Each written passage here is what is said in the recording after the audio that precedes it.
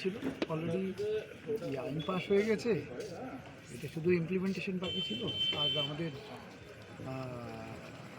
অমিত শাহজির মতো লিডার যখন বলেছেন, আমার পুরো আস্থা ছিল যে উনি যা বলেন তা করেন। সেটা কোথাও কি অশান্তি হওয়ার মতো কোনো কিছু না, এটা তো কারো কোনো নাগরিকত্ব কেড়ে নেওয়ার না, নাগরিকত্ব দেওয়ার। সুতরাং এটা মানুষের পক্ষে ভালো হলো, মঙ্গল হলো।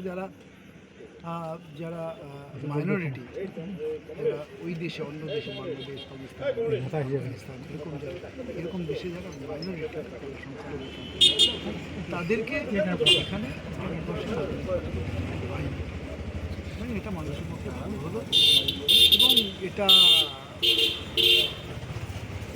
আমি আবার বলছি, আমাদের মাননীয় স্বরাষ্ট্রমন্ত্রী উদ্যোগটা এনেছিলেন,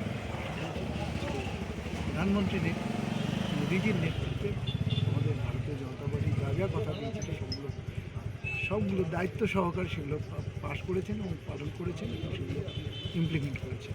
এটা তার একটা আরেকটু।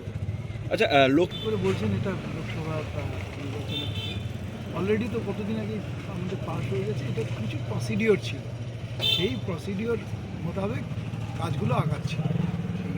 সেটা একটু সময় লেগেছে, তারপরে এখন সেটা সময়ের সাথে সাথে এটাও